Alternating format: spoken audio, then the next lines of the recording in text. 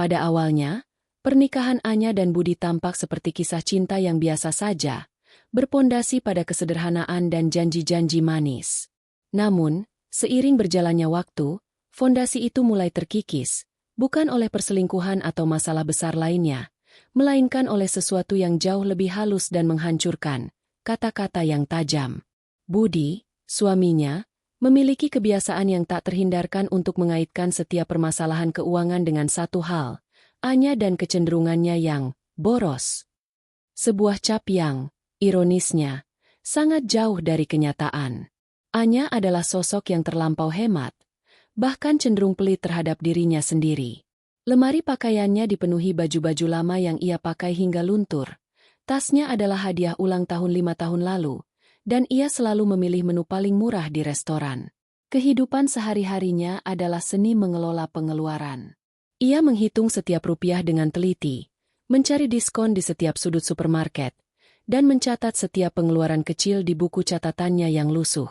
Semua ini ia lakukan bukan untuk memenuhi ambisi pribadi, melainkan untuk memastikan rumah tangga mereka stabil, bahkan untuk menabung demi masa depan yang lebih baik. Masalahnya, Budi tidak pernah melihat itu. Ia hanya melihat angka-angka yang tertera di rekening bank mereka dan menganggapnya sebagai bukti dari pemborosan Anya. Aku tidak mengerti, ya, Anya. Budi menghela napas berat suatu sore, sambil melempar tagihan listrik ke atas meja. Listrik bulan ini kok bisa semahal ini? Aku yakin kamu boros pakai AC terus di siang hari. Anya menelan ludah. Budi, itu tagihan 2 bulan lalu. Kamu tahu kita pasang solar panel, kan? Kita sekarang hemat lebih dari 50%. Jawabnya lembut, mencoba meredakan ketegangan. Oh, ya? Lalu kenapa saldo kita tidak bertambah banyak? Budi terus menekan. Pandangan matanya dipenuhi keraguan. Kamu pasti belanja online lagi, kan? Atau jajan yang aneh-aneh? Jujur saja. Tuduhan seperti itu adalah menu harian Anya.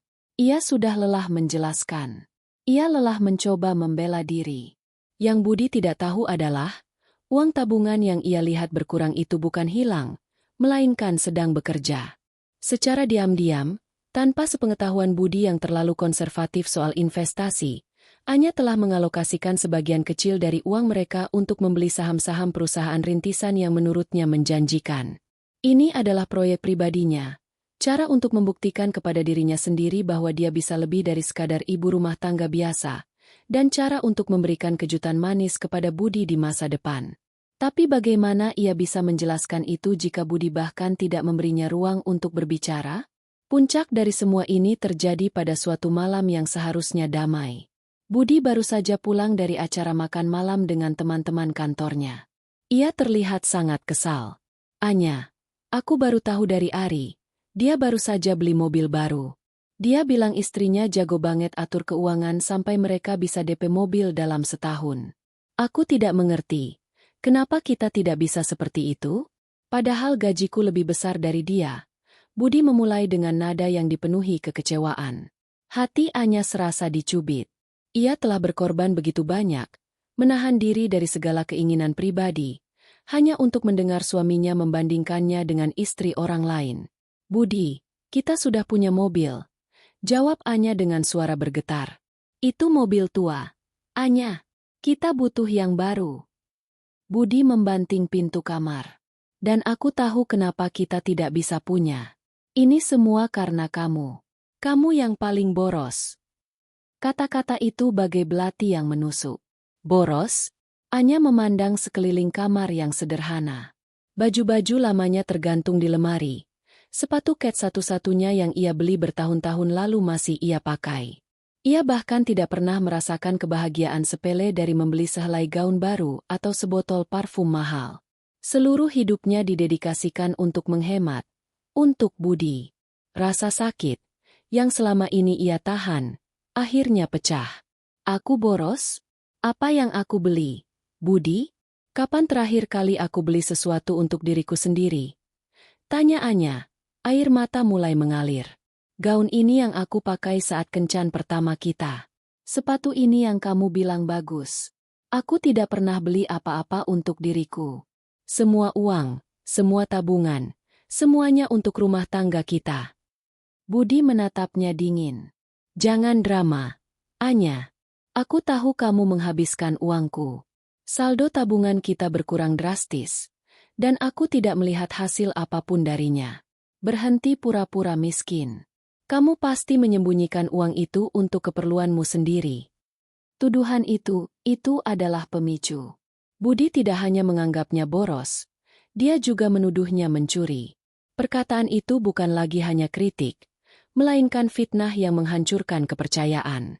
Anya merasa seolah-olah seluruh pengorbanannya selama ini hanyalah sebuah lelucon, tidak pernah dihargai, tidak pernah dilihat.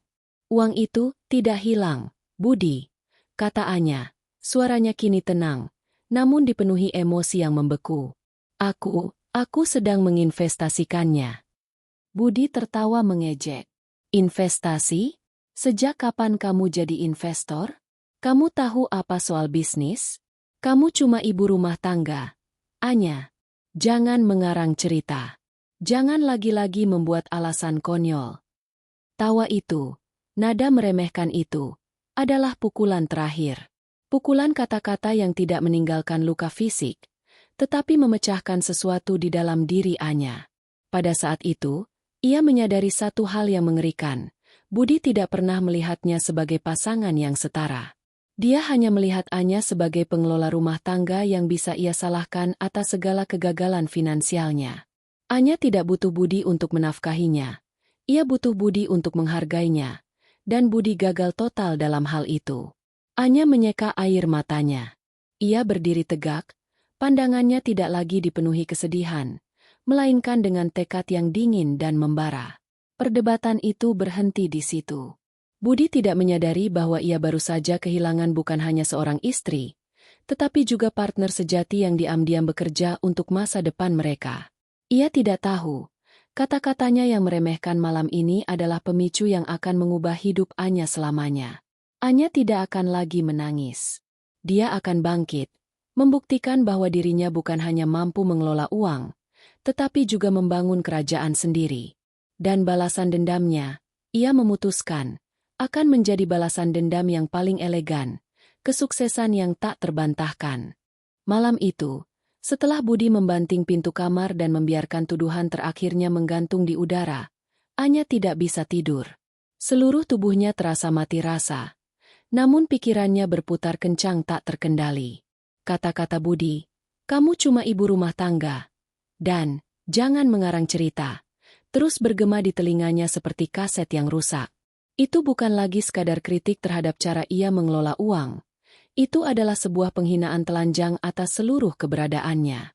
Budi telah mereduksi dirinya menjadi entitas tanpa nilai. Seorang yang tidak punya kapasitas untuk berpikir strategis, apalagi berinvestasi. Ia bukan hanya tidak dihargai, tetapi juga direndahkan secara fundamental. Tidur adalah kemewahan yang tak bisa ia dapatkan. Ia menghabiskan malam itu dengan duduk di sofa, memandang gelapnya malam dari jendela, dan mempertanyakan segala hal, pernikahannya, dirinya sendiri, dan masa depan yang ia kira telah ia bangun dengan cermat. Di tengah kegelapan, ia mengingat kembali kata-kata Laras bertahun-tahun yang lalu, saat mereka masih remaja. Anya, kamu punya otak yang tajam untuk angka. Kamu bisa lihat pola yang tidak dilihat orang lain. Pujian itu terasa bagai kenangan dari kehidupan yang berbeda. Sejak menikah, otaknya yang tajam itu hanya digunakan untuk menghitung pengeluaran, memastikan tidak ada uang yang terbuang percuma. Dan sekarang, ironisnya, ia dituduh sebagai pemboros. Kesadaran itu menghantamnya seperti gelombang. Ia telah mengorbankan begitu banyak potensi demi sebuah hubungan yang pada akhirnya meremehkan pengorbanan itu. Ia tidak menangis. Air matanya sudah kering digantikan oleh rasa hampa yang menusuk. Esok paginya, dengan mata bengkak dan hati yang terasa kosong, Anya menelepon satu-satunya orang yang ia yakini akan mengerti. Laras, sahabatnya sejak SMA. Laras, yang kini adalah seorang pengusaha sukses di bidang teknologi, memiliki pemikiran yang progresif dan selalu melihat potensi pada diri Anya. Mereka berjanji bertemu di sebuah kafe yang tenang, jauh dari keramaian kantor. Saat Anya duduk di sana, memegang cangkir teh yang dingin, Laras datang dan langsung memeluknya erat. Pelukan Laras terasa seperti jangkar di tengah badai. Tanpa perlu banyak kata, Laras tahu ada sesuatu yang sangat salah. Anya menceritakan semuanya. Dari tuduhan-tuduhan kecil hingga pukulan kata-kata semalam yang meruntuhkan segalanya. Ia menceritakan bagaimana ia merasa terjebak dalam lingkaran setan di mana setiap usahanya untuk berhemat dianggap pemborosan, dan setiap pengorbanannya tidak terlihat. Aku bahkan tidak berani bilang soal investasi yang aku lakukan. Ras, bisiknya. Aku takut dia akan marah, menganggap aku bodoh. Dan ternyata benar. Dia menganggapku tidak tahu apa-apa. Anya. Laras memegang tangannya dengan lembut. Dengar baik-baik. Kamu bukan boros. Kamu adalah orang paling hemat yang aku kenal. Kamu sudah melakukan lebih dari yang seharusnya untuk pria yang tidak pernah menghargai pengorbananmu. Budi itu bukan boros. Dia bodoh. Dia tidak bisa melihat permata yang ada di depannya. Laras kemudian menceritakan bagaimana ia memulai bisnisnya dari nol, menghadapi banyak kegagalan, dan bangkit kembali. Ia bercerita tentang pentingnya mengambil risiko dan percaya pada diri sendiri, sesuatu yang Budi tidak pernah izinkan Anya lakukan. Kamu punya bakat, Anya. Kamu cerdas. Kamu tidak hanya menghemat uang, kamu tahu bagaimana cara membuatnya bekerja. Itu adalah bakat yang langka, dan kamu menyia-nyiakannya hanya untuk memuaskan orang yang tidak bisa melihat nilainya. Kamu layak mendapatkan lebih dari ini. Kamu layak mendapatkan seseorang yang bangga padamu, bukan yang meremehkanmu. Setelah percakapan panjang itu, Anya pulang dengan hati yang jauh lebih ringan, namun pikiran yang sangat jernih. Untuk pertama kalinya dalam bertahun-tahun, ia tidak lagi merasa terikat oleh janji-janji masa lalu. Ia menyadari bahwa pernikahannya telah menjadi penjara, bukan rumah. Ia tidak bahagia. Budi tidak akan pernah berubah, karena dalam benaknya, dialah yang paling benar. Dan Anya tidak bisa terus-menerus hidup di bawah bayang-bayang tuduhan yang tidak adil. Titik balik itu datang saat ia melihat wajahnya sendiri di cermin. Mata yang lelah, senyum yang dipaksakan. Ia melihat seorang wanita yang perlahan-lahan kehilangan dirinya sendiri. Ini bukanlah dirinya yang ia kenal. Bukan Anya yang ceria dan penuh semangat. Ia sudah terlalu lama membiarkan Budi mendikte harga dirinya. Dan ia memutuskan bahwa itu harus berakhir. Kebahagiaan dan harga dirinya jauh lebih penting daripada pernikahan yang rapuh. Ia menatap pantulannya dan melihat tekad di balik tatapan mata yang kosong. Sebuah api kecil mulai menyala, dan ia tahu, api itu akan membakar habis sisa keraguan dalam dirinya. Malam harinya, saat Budi baru saja duduk di sofa, Anya mendekatinya dengan langkah mantap. Ia memegang tangan Budi, yang segera dilepaskan dengan kasar. "Ada apa lagi?" tanya Budi. Nada suaranya masih penuh kejengkelan. Seolah-olah ia sudah bosan dengan drama, Anya. "Budi, aku mau kita cerai," kata Anya. Suaranya tenang, tanpa getaran. Suara itu adalah suara wanita yang telah mengambil keputusan final, bukan suara seorang istri yang sedang mengeluh. Budi terdiam. Ia menatap Anya, mencoba membaca ekspresi wajahnya.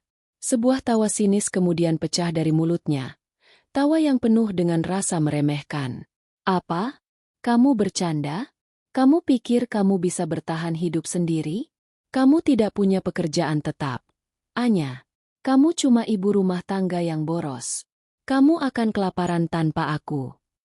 "Aku tidak butuh uangmu, Budi," jawab Anya. Pandangannya tidak bergeser. "Aku bisa cari uang sendiri. Aku sudah membuktikannya selama ini." "Membuktikan apa?" "Bahwa kamu bisa menghabiskan uangku," ejek Budi. "Ayolah, Anya. Jangan kekanakan. Pulanglah. Besok kita lupakan semua ini." Anya menggeleng. "Aku serius, Budi. Aku lelah dengan semua tuduhanmu. Aku lelah dengan kamu yang tidak pernah menghargai pengorbananku. Aku lelah dianggap remeh. Aku ingin hidupku kembali." Budi berdiri. Amarah terlihat di matanya. "Baik. Kalau itu maumu, pergi sana. Tapi jangan pernah kembali dan meminta uang dariku kalau kamu sudah miskin. Aku tidak akan memberimu sepeser pun." Kamu akan tahu betapa sulitnya hidup tanpa aku. Kata-kata itu adalah pukulan terakhir, dan kali ini, Anya tidak merasa sakit. Ia justru merasa lega. Budi baru saja membebaskannya.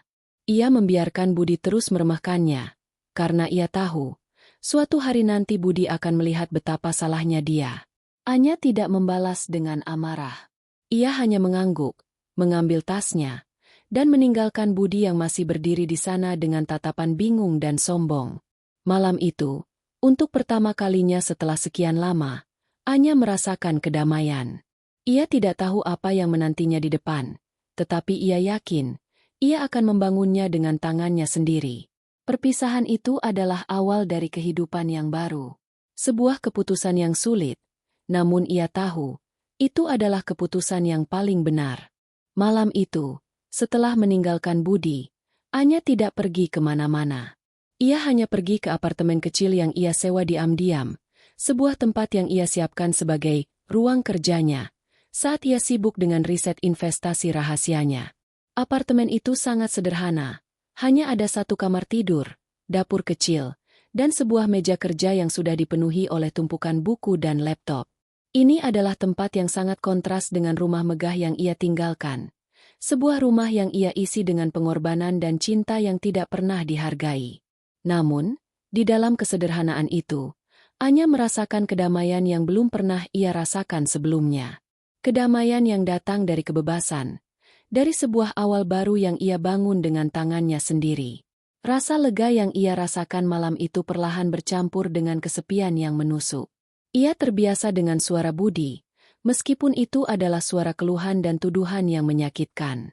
Sekarang, keheningan apartemen kecil itu terasa begitu asing, begitu pekat, seolah menelannya bulat-bulat.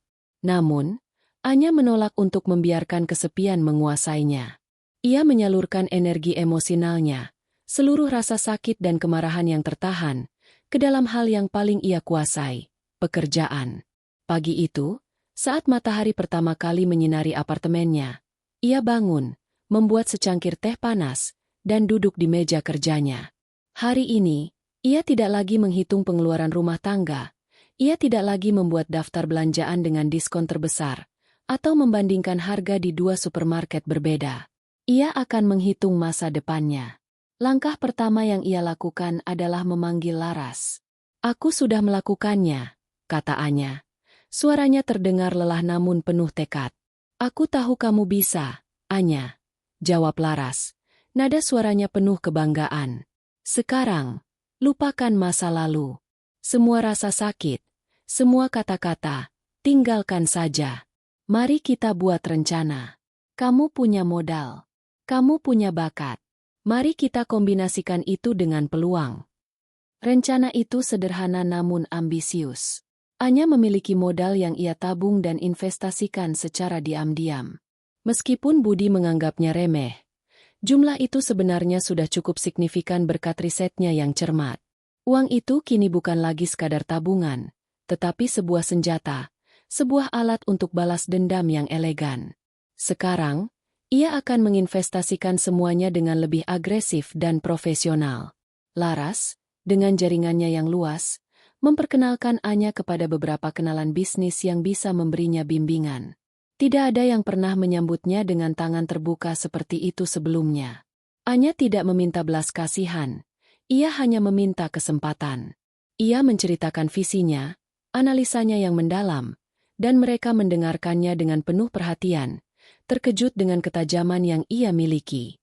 Namun, Anya menyadari bahwa bakat alami saja tidak cukup.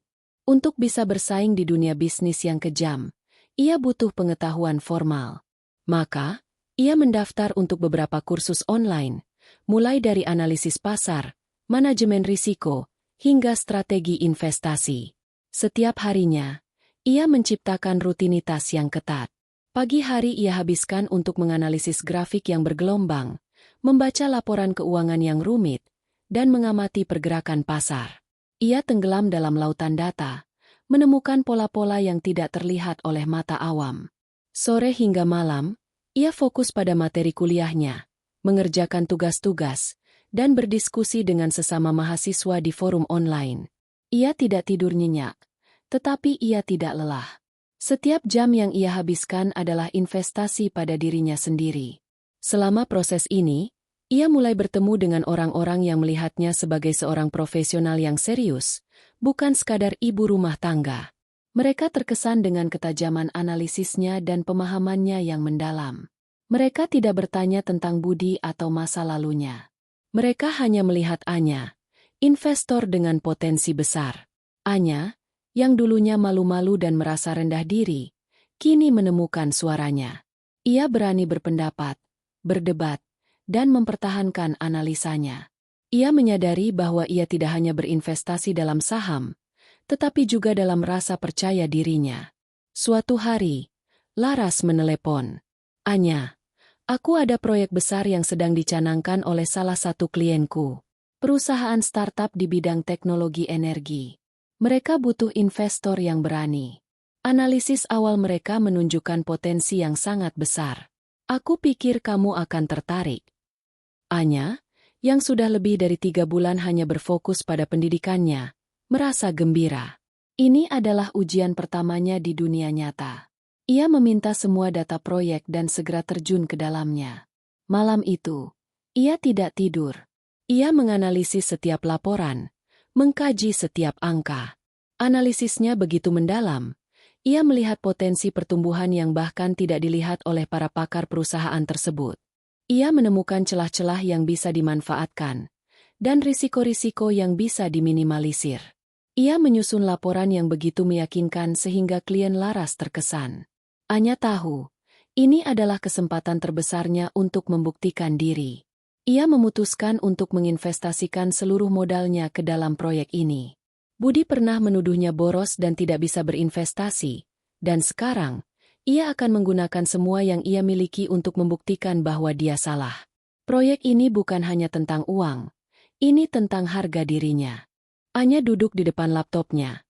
Wajahnya hanya diterangi oleh cahaya layar. Sudah 2 minggu sejak ia menginvestasikan seluruh modalnya ke dalam startup teknologi energi yang diperkenalkan Laras. Hidupnya kini terasa seperti perjudian terbesar yang pernah ia lakukan. Namun ia tidak gentar. Setiap hari adalah pertarungan mental dan emosional yang tiada henti. Ia bangun sebelum matahari terbit, mengkaji grafik, menganalisis data, dan membaca berita industri dengan mata yang memerah karena kurang tidur. Ia meminum kopi dingin, otaknya bekerja non-stop. Laporan yang ia susun sebelumnya adalah peta jalan yang penuh risiko, tetapi Anya merasa yakin. Ia telah melihat apa yang orang lain tidak lihat. Inovasi yang ditawarkan startup ini memiliki potensi untuk mengubah industri. Keyakinannya bukanlah omong kosong, melainkan hasil dari riset mendalam yang telah ia lakukan selama berbulan-bulan secara diam-diam. Di matanya, investasi ini bukanlah perjudian, melainkan langkah strategis yang matang, sebuah taruhan yang dihitung dengan cermat. Meskipun ia telah berinvestasi, masa-masa awal ini adalah yang paling menegangkan. Tidak ada berita besar. Harga saham startup tersebut cenderung stagnan, dan beberapa rekannya di grup investor mulai merasa gelisah. Proyek ini terlalu lambat, kata salah satu investor di grup obrolan. Kita seharusnya tidak menaruh semua telur di satu keranjang. Komentar-komentar seperti itu membuat Anya gelisah. Namun ia memaksa dirinya untuk tetap fokus. Setiap kali keraguan muncul, ia mengingat kembali kata-kata Budi yang meremehkan, tawa sinisnya, dan tuduhan bahwa ia hanya mengarang cerita. Semua itu adalah bahan bakar yang mendorongnya untuk terus maju. Kegagalan bukanlah pilihan, karena itu akan membuktikan bahwa Budi benar. Dan Anya tahu, Budi salah besar. Di tengah kesibukan yang tak berkesudahan itu, tiba-tiba ada ketukan di pintu apartemennya. Ketukan yang tidak biasa, terdengar terlalu keras dan sombong, seolah-olah pengetuknya merasa berhak atas ruangan di baliknya. Anya mengerutkan kening. Siapa yang akan datang? Ia jarang menerima tamu. Saat ia membuka pintu, wajah yang paling tidak ia harapkan berdiri di ambang pintu. Budi. Budi tampak lelah, namun senyum sombong masih terukir di wajahnya, seolah-olah ia baru saja memenangkan lotre. Ia melangkah masuk tanpa diundang. Matanya menyapu ruangan apartemen kecil yang berantakan dengan tumpukan buku dan kertas.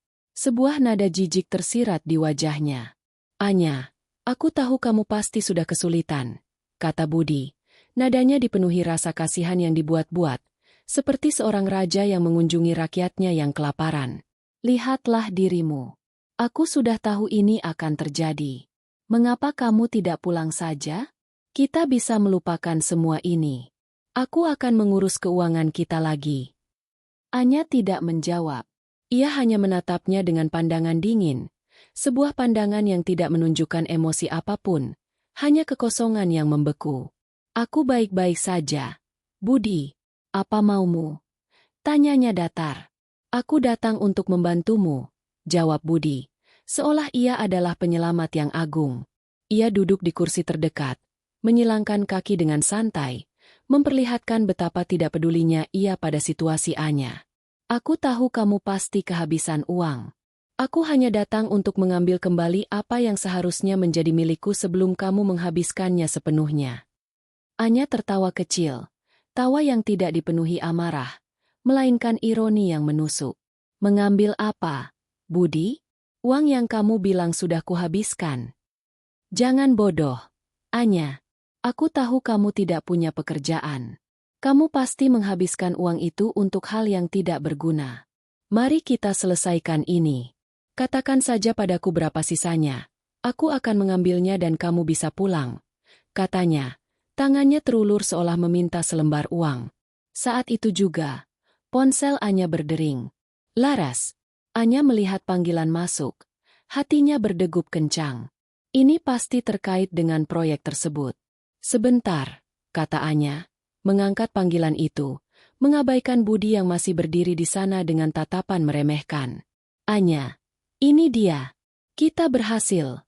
Suara Laras terdengar sangat gembira, seolah ia berteriak di tengah-tengah kerumunan yang ramai.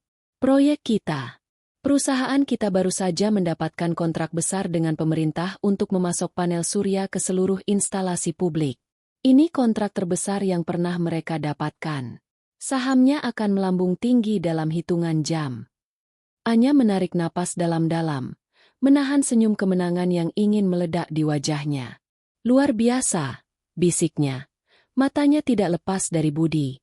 Ini lebih dari luar biasa. Anya, ini sukses besar. Investasi kita modalmu berlipat ganda. Dan itu baru permulaan. Analisamu benar. Kamu jenius. Ini adalah rekam jejak yang akan membuatmu bisa berinvestasi di mana saja. Anya mengakhiri panggilan dan menatap Budi. Wajah Budi yang tadinya sombong kini memucat pasi. Bibirnya gemetar. Ia telah mendengar seluruh percakapan. Ia mendengar kata-kata, berhasil, kontrak besar, dan berlipat ganda. Ia melihat ekspresi di wajah Anya, bukan ekspresi keputusasaan, melainkan ekspresi kemenangan yang tenang. Itu tidak mungkin. Budi tergagap. Itu cuma startup. Itu tidak nyata. Anya mengambil napas panjang. Tatapannya kini dipenuhi dengan kesedihan yang tulus. Ini sangat nyata. Budi, uang yang kamu bilang aku habiskan, uang yang kamu bilang aku curi, uang yang kamu katakan akan hilang sekarang sudah kembali dan bertambah. Seluruh pengorbananku, semua riset yang kamu sebut, mengarang cerita. Semuanya membuahkan hasil. Kamu terlalu sibuk meremehkanku sampai kamu tidak pernah melihat apa yang aku lakukan untuk kita. Air mata Budi mulai menetes. Bukan air mata penyesalan, melainkan air mata penyesalan yang terlambat. Ia melihat sebuah kekayaan yang kini berada di luar jangkauannya. Kekayaan yang bisa saja menjadi miliknya. Kamu kehilangan bukan hanya istri, Budi, kata Anya. Suaranya kini dipenuhi kesedihan yang tulus. Kamu kehilangan partner sejatimu. Anya tidak menunggunya untuk menjawab. Ia hanya mengangguk kecil dan kembali ke meja kerjanya. Pintu apartemen dibiarkan terbuka. Budi, yang kini merasa kecil dan hancur, akhirnya pergi. Ia meninggalkan apartemen kecil itu, sadar bahwa ia telah menukarkan kesombongannya dengan semua yang ia miliki. Ponsel di tangan Anya terus bergetar dengan notifikasi. Saham startup yang ia investasikan melonjak naik, melebihi prediksi terlihat optimisnya. Angka-angka di layar tidak hanya mewakili kekayaan, tetapi juga validasi. Ini adalah bukti nyata bahwa intuisi, riset, dan kerja kerasnya memiliki nilai yang jauh lebih besar dari yang pernah diakui Budi. Di matanya, angka-angka ini adalah simbol kebebasannya, sebuah jembatan yang membawanya dari masa lalu yang menyakitkan ke masa depan yang cerah. Ia tidak lagi melihat dirinya sebagai seorang ibu rumah tangga yang ditinggalkan, tetapi sebagai seorang investor cerdas yang baru memulai perjalanannya, sebuah identitas yang ia ciptakan sendiri dengan keringat dan air mata. Di antara notifikasi keuangan, sebuah pesan dari Laras muncul. Aku bangga padamu, Anya. Ini adalah awal dari sesuatu yang besar. Para investor lain di grup itu terkejut. Mereka meminta pertemuan denganmu. Aku sudah menjadwalkannya untuk besok pagi di kantor. Laras menambahkan, mereka bilang, wanita itu punya pandangan yang tajam. Aku cuma bisa tersenyum dan bilang, aku sudah bilang. Anya menarik napas dalam-dalam. Rasa lega yang luar biasa membanjiri dirinya. Ia tidak membalas pesan itu. Ia hanya menatap layar ponselnya, membiarkan kebahagiaan dan kebanggaan mengalir dalam dirinya. Namun, ia juga menyadari bahwa kemenangan ini hanyalah satu babak. Ia telah membuktikan dirinya kepada Budi dan kepada dunia, tetapi tantangan yang lebih besar menanti. Kemenangan ini bukanlah akhir, melainkan sebuah gerbang menuju dunia yang sama sekali baru yang penuh dengan tanggung jawab dan peluang yang tak terbayangkan. Pagi itu, Anya bangun lebih awal dari biasanya, merasakan energi baru mengalir di nadinya. Ia memilih pakaian profesional dengan hati-hati, sebuah blus putih sederhana dan celana panjang hitam, memberikan kesan profesional dan bersih. Rambutnya ia tata rapi, dan matanya memancarkan kepercayaan diri yang tidak pernah ia miliki sebelumnya. Ia tidak lagi menyembunyikan dirinya. Ia bangga dengan siapa dirinya. Di ruang rapat, ia disambut oleh sekelompok pria dan wanita yang sebelumnya meremehkannya. Mereka semua tampak terkejut melihat penampilannya yang profesional dan tenang, sangat jauh dari citra ibu rumah tangga yang mereka bayangkan. Di antara mereka, ada beberapa yang mencoba tersenyum dan memberikan pujian yang terasa hampa, seperti ucapan selamat dari seorang pecundang. Kami terkesan, kata salah satu investor yang paling skeptis. Suaranya dipenuhi rasa malu yang disamarkan. Analisis Anda sangat akurat. Bagaimana Anda bisa melihat potensi yang tidak kami lihat? Anya tersenyum tipis. Sebuah senyum yang penuh dengan keyakinan. Saya berinvestasi pada potensi, bukan pada popularitas. Jawabnya, suaranya tenang dan jelas. Saya melihat inovasi yang kuat dan tim yang solid. Itu sudah cukup bagi saya. Saya tidak terpaku pada angka-angka di permukaan. Saya melihat ke akar masalah dan solusi yang ditawarkan. Dan saya tahu, tim ini punya solusi. Percakapan itu berlangsung dengan cepat. Para investor itu bertanya tentang strateginya, dan Anya menjawab dengan jelas, tanpa jargon yang tidak perlu. Ia menunjukkan bagaimana risetnya mengidentifikasi celah pasar yang tidak dilihat oleh orang lain. Ia tidak menyombongkan diri, tetapi ia juga tidak merendahkan diri. Ia hanya menyajikan fakta, dan fakta-fakta itu berbicara dengan sendirinya, membungkam setiap keraguan yang ada di ruangan itu. Setelah pertemuan, Laras memeluknya erat. Air mata kebahagiaan menggenang di matanya. Kamu luar biasa, Anya.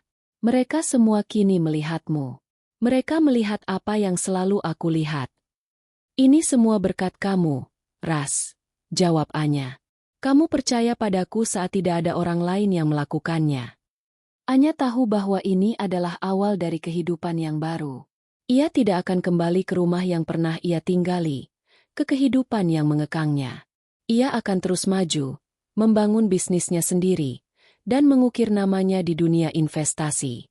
Perjalanan ini baru saja dimulai, dan ia siap untuk menghadapi segala tantangan yang akan datang.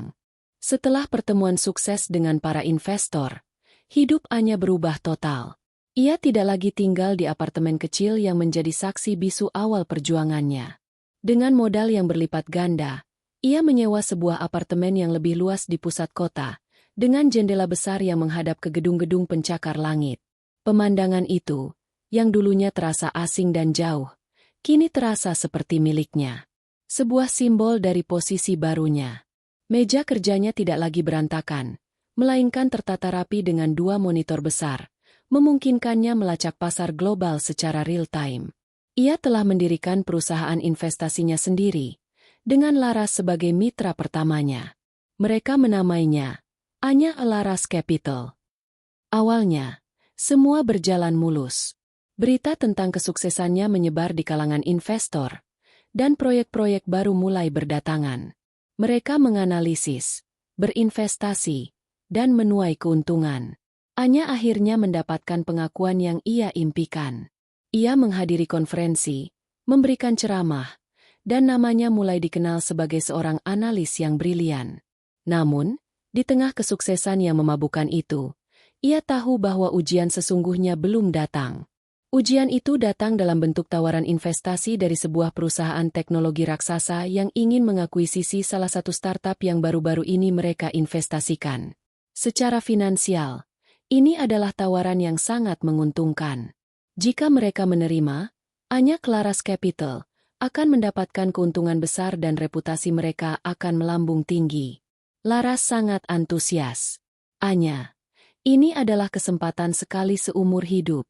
Kita bisa menghasilkan keuntungan yang luar biasa. Namun, Anya merasa ada sesuatu yang tidak beres. Perusahaan raksasa itu terkenal dengan taktik bisnis yang agresif dan seringkali merugikan inovator-inovator kecil. Anya menghabiskan berhari-hari membaca setiap detail perjanjian akuisisi, menyelidiki rekam jejak perusahaan tersebut, dan berbicara dengan para pendiri startup mereka. Ia menemukan klausul tersembunyi yang akan membatasi pengembangan produk startup, berpotensi membunuh inovasi yang sangat mereka hargai.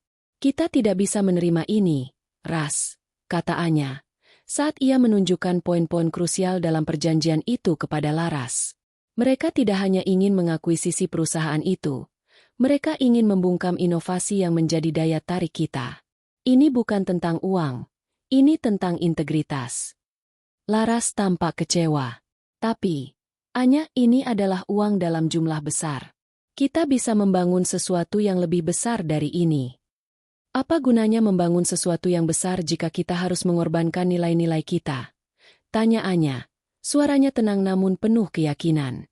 Ia menyadari bahwa ia tidak lagi hanya berinvestasi dengan uang, tetapi juga dengan hati nurani. Keputusan ini bukan hanya tentang keuntungan, tetapi tentang identitas barunya sebagai seorang investor yang jujur. Percakapan itu menjadi titik balik bagi mereka berdua. Laras, yang awalnya hanya melihat angka, mulai melihat pandangan jauh Anya. Ia menyadari bahwa Anya tidak hanya cerdas, tetapi juga memiliki integritas yang kuat. Setelah diskusi panjang, mereka memutuskan untuk menolak tawaran itu, mengejutkan banyak orang di industri. Keputusan ini membuat mereka kehilangan keuntungan instan yang sangat besar, namun mereka mendapatkan sesuatu yang jauh lebih berharga, kepercayaan diri dan rasa hormat dari komunitas investor. Penolakan itu bukanlah akhir dari masalah. Keputusan mereka memicu respons dari perusahaan raksasa itu, yang mulai menyebarkan rumor tentang Anya Laras Capital, dan mencoba menghambat proyek-proyek mereka. Anya kini harus menghadapi tantangan yang lebih besar, tidak hanya melawan pasar, tetapi juga melawan musuh yang kuat. Perjalanan ini adalah tentang membangun dan mempertahankan diri. Ia telah membuktikan dirinya kepada Budi, dan sekarang ia harus membuktikan dirinya kepada dunia. Ketenangan setelah menolak tawaran akuisisi hanya bertahan selama beberapa hari. Awalnya, hidup berjalan normal. Anya dan Laras merayakan keputusan mereka dengan makan malam sederhana, membahas rencana masa depan, Anya Laras Capital.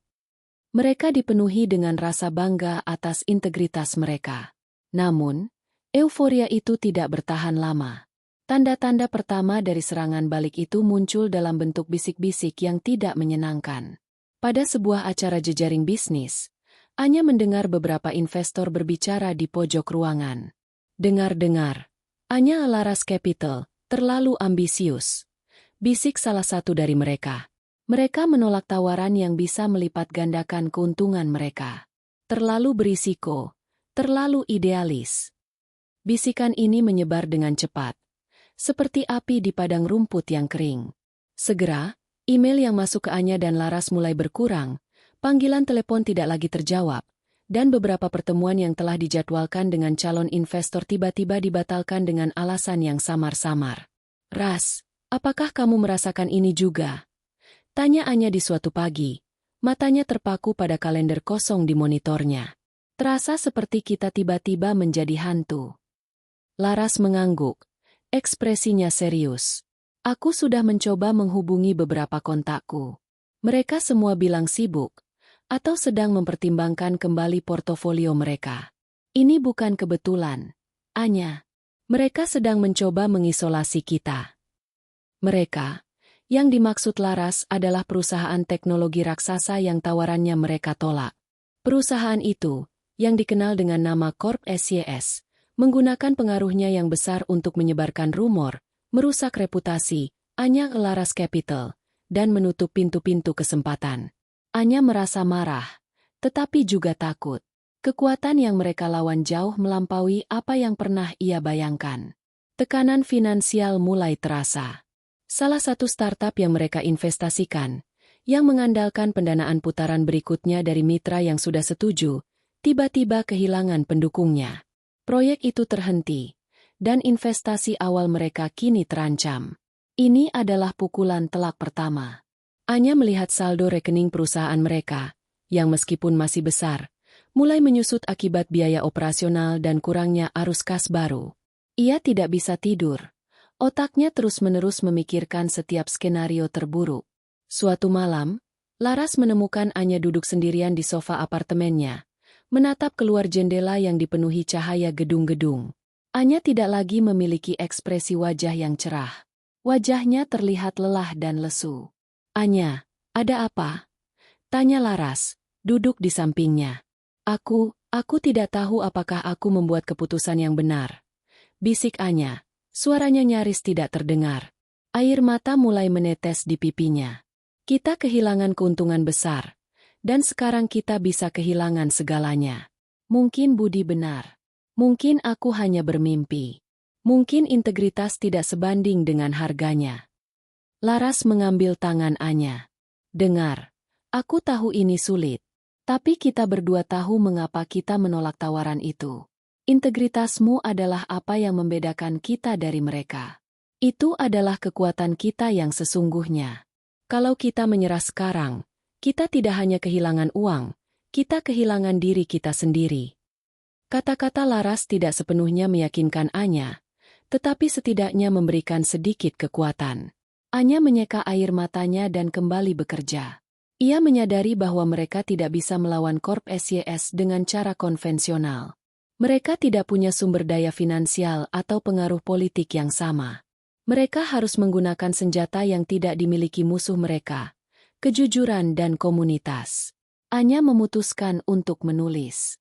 Bukan laporan analisis keuangan, tetapi sebuah esai pribadi yang ia publikasikan di blog profesionalnya. Dalam esai itu, ia menceritakan tentang perjalanan dari seorang ibu rumah tangga yang diremehkan menjadi seorang investor. Ia berbicara tentang pentingnya integritas dalam bisnis, tanpa menyebut nama Corp SYS. Ia membahas bagaimana beberapa perusahaan besar mencoba membungkam inovasi kecil demi keuntungan mereka sendiri. Esai itu resonan dengan banyak orang. Komunitas startup dan investor kecil, yang juga merasa tertekan oleh perusahaan-perusahaan besar, mulai membagikan ceritanya. Tidak lama kemudian, seorang pria bernama Rio menghubunginya. Rio adalah mantan manajer proyek di Corp SYS yang mengundurkan diri karena frustrasi dengan taktik bisnis perusahaan itu. Ia telah membaca esai Anya dan melihatnya sebagai sebuah kesempatan.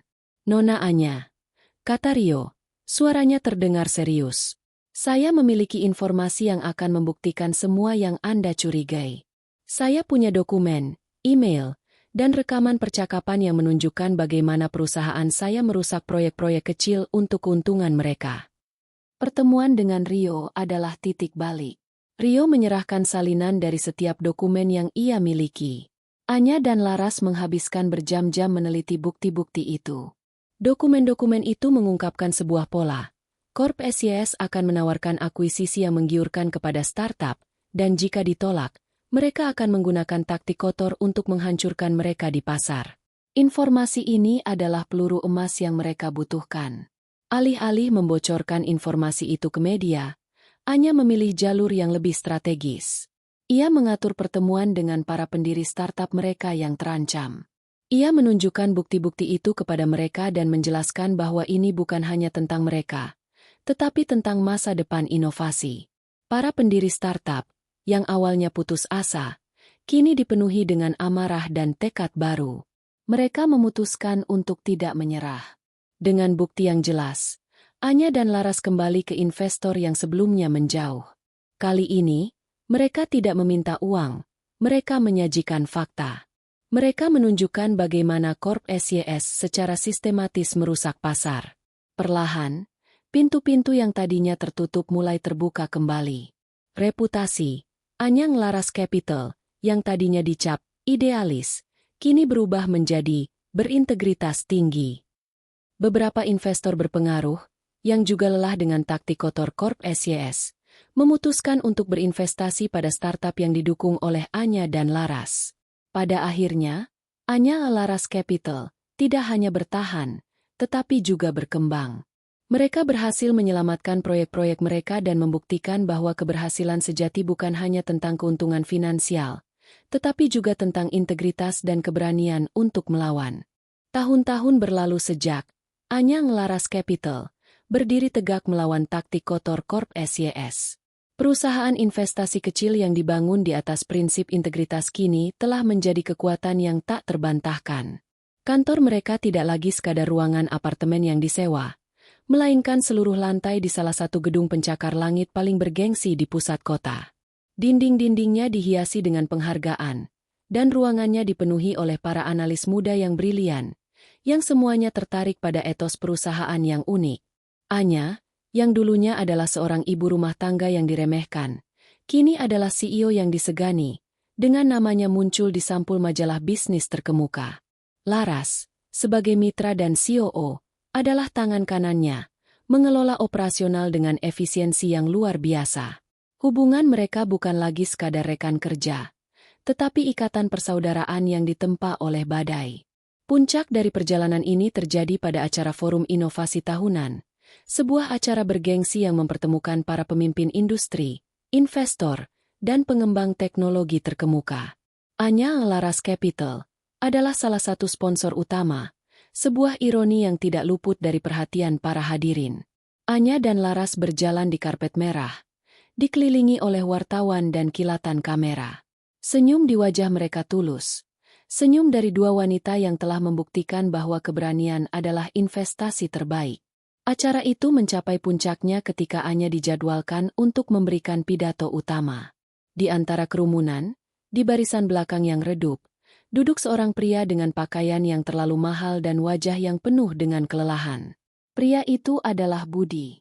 Setelah meninggalkan Anya, ia mencoba untuk memulai bisnisnya sendiri, tetapi tanpa visi dan integritas, bisnisnya gagal total. Ia berada di sana, tidak sebagai tamu undangan, tetapi sebagai seorang pengunjung biasa, berharap dapat menemukan koneksi yang bisa membantunya keluar dari utang. Ketika Anya naik ke panggung, tatapan Budi tidak bisa berpaling. Ia melihat Anya, bukan lagi wanita yang ia tinggalkan, tetapi seorang pemimpin yang karismatik dan kuat. Anya mengambil mikrofon, pandangannya menyapu seluruh ruangan, berhenti sejenak pada Laras yang memberinya senyum semangat, dan kemudian ia mulai berbicara. Suaranya tenang, namun bergema dengan otoritas. Ia tidak memulai dengan angka-angka atau grafik, tetapi dengan sebuah cerita. Ia menceritakan tentang sebuah ide brilian dari startup kecil, sebuah ide yang berani dan penuh potensi, yang nyaris terbunuh oleh kekuatan besar yang ingin menguasainya.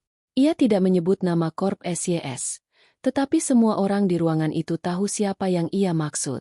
Ia berbicara tentang bagaimana perusahaan besar mencoba menghambat inovasi, bukan untuk melindungi pasar, tetapi untuk melindungi dominasi mereka sendiri.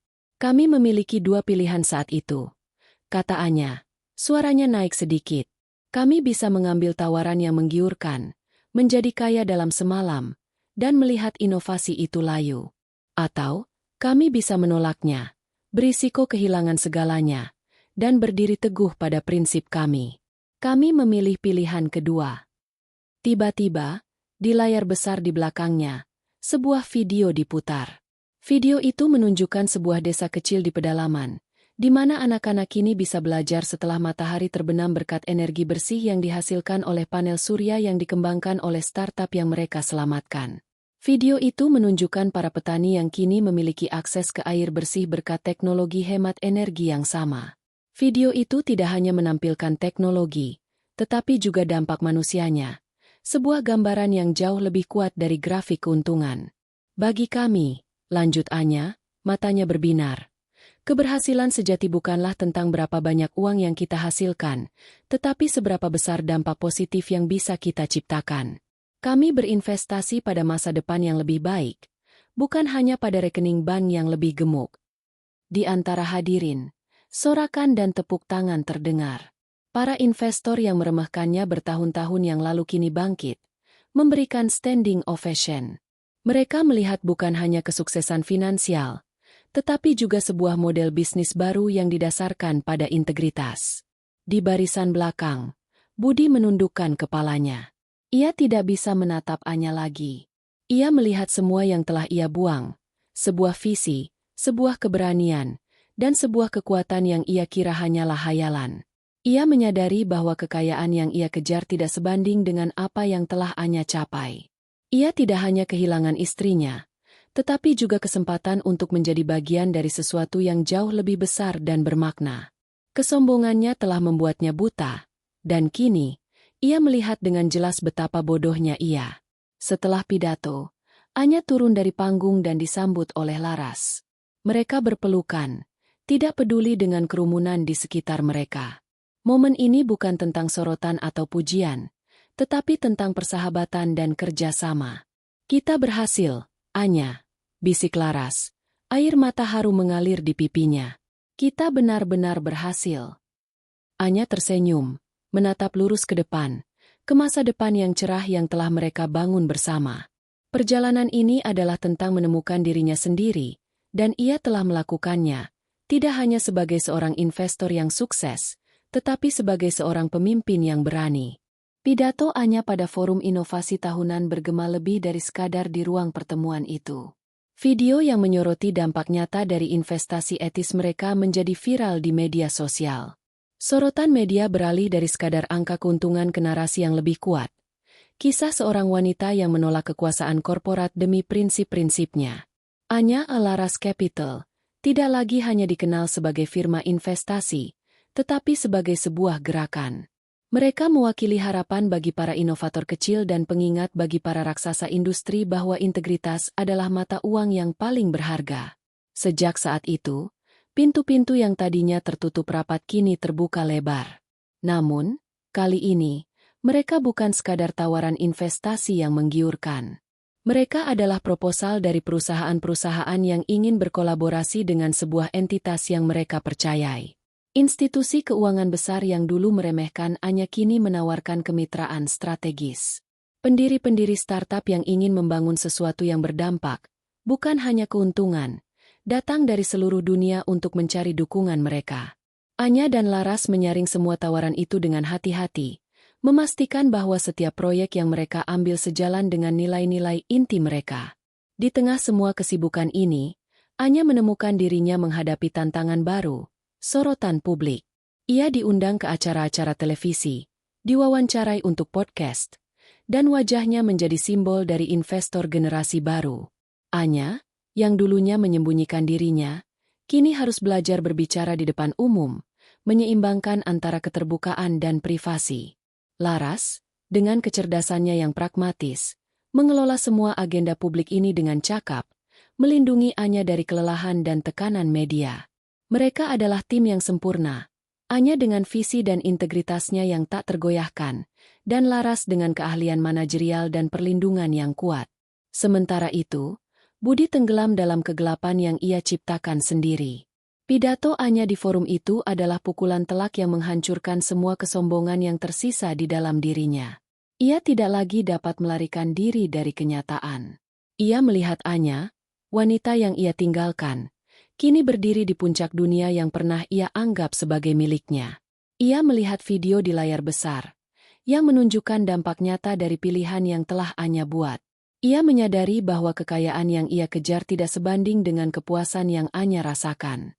Dalam beberapa minggu berikutnya, Budi jatuh ke dalam spiral keputusasaan. Bisnisnya benar-benar bangkrut. Utangnya menumpuk. Ia mencoba mencari bantuan dari rekan-rekan bisnis lamanya, tetapi tidak ada yang mau membantunya. Namanya telah tercemar oleh kebangkrutannya, dan kini ia hanya menjadi bayangan dari dirinya yang dulu. Ia menghabiskan hari-harinya di apartemennya yang kosong, merenungkan setiap keputusan buruk yang telah ia ambil. Setiap kali ia melihat berita tentang Anya di televisi, rasa sakit dan penyesalan menusuk hatinya. Ia bukan lagi marah, tetapi malu. Ia ingin meminta maaf, tetapi ia tahu bahwa ia tidak pantas untuk itu. Suatu malam, Budi mengambil langkah berani. Ia menulis surat. Bukan surat yang berisi pembelaan diri, tetapi sebuah pengakuan. Ia menuliskan semua yang ada di hatinya, penyesalan atas kesombongannya, permintaan maaf karena telah meremehkan Anya, dan pengakuan bahwa ia telah gagal melihat kekuatan sejati dalam diri istrinya. Ia mengirim surat itu ke kantor, Anya Claras Capital. Tidak yakin apakah surat itu akan sampai ke tangan Anya. Beberapa hari kemudian, Anya menerima surat itu. Ia membacanya di kantornya yang tenang, dengan Laras duduk di depannya, menunggunya selesai. Anya tidak menunjukkan emosi apapun saat membaca surat itu. Wajahnya datar.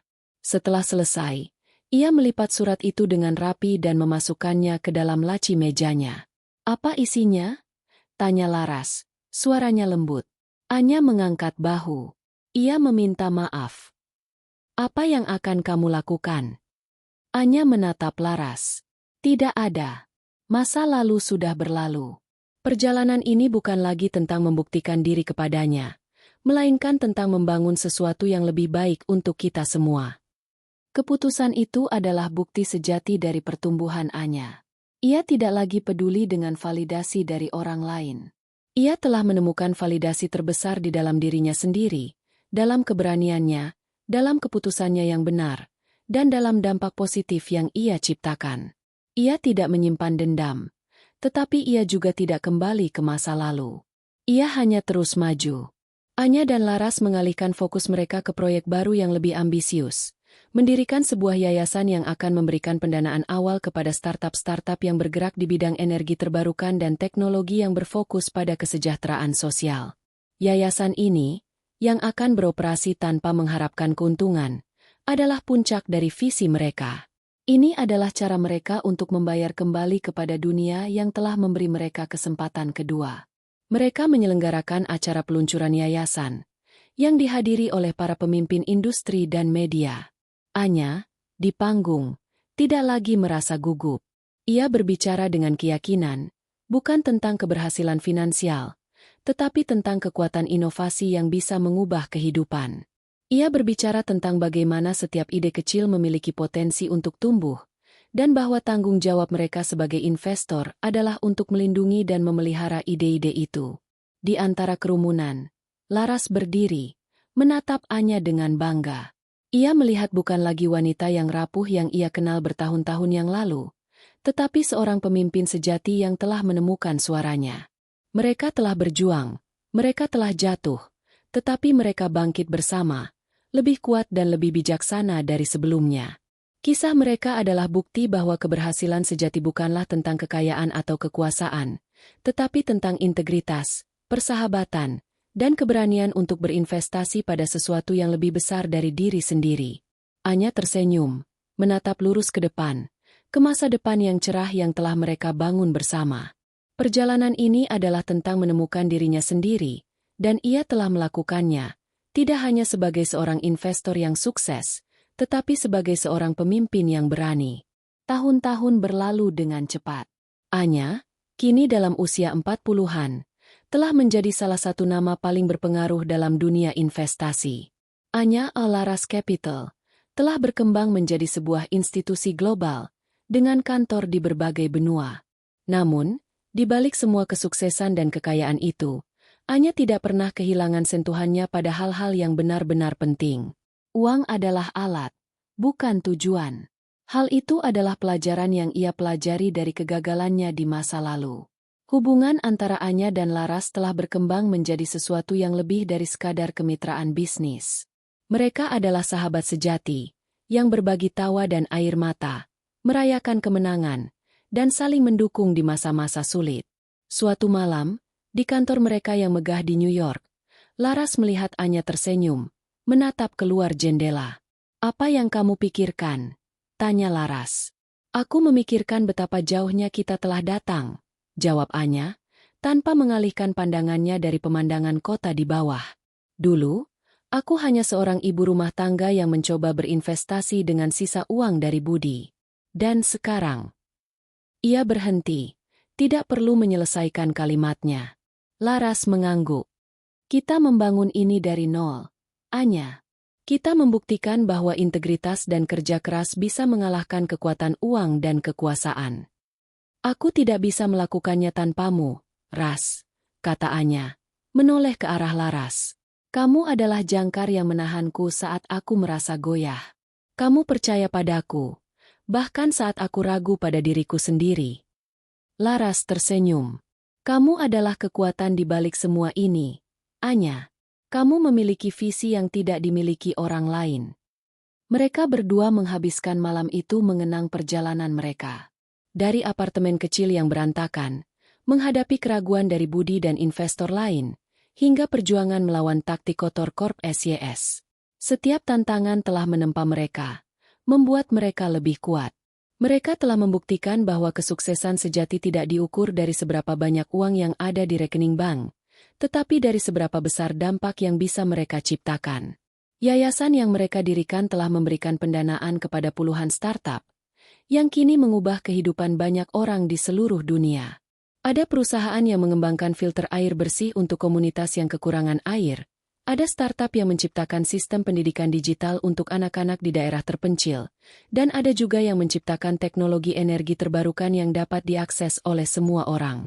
Setiap keberhasilan dari startup ini adalah kemenangan bagi Anya dan Laras. Mereka tidak hanya memberikan uang, tetapi juga bimbingan, mentorship, dan dukungan. Di tengah kesibukan mereka, sebuah berita menarik perhatian Anya. Budi, yang ia tahu telah jatuh ke dalam kebangkrutan, kini telah memulai hidupnya yang baru. Ia bekerja sebagai sukarlawan di sebuah panti asuhan, mengajari anak-anak muda tentang keuangan pribadi. Ia tidak lagi mengejar kekayaan, melainkan mencari penebusan. Ia telah kehilangan segalanya, tetapi ia telah menemukan sesuatu yang lebih berharga, sebuah tujuan. Anya tidak merasa dendam. Ia hanya merasa lega. Ia telah menemukan validasi terbesar di dalam dirinya sendiri, dalam keberaniannya, dalam keputusannya yang benar, dan dalam dampak positif yang ia ciptakan. Ia tidak menyimpan dendam, tetapi ia juga tidak kembali ke masa lalu. Ia hanya terus maju, dengan Laras di sisinya, siap untuk menghadapi apapun yang akan datang. Masa depan, Anya Laras Capital, terlihat cerah.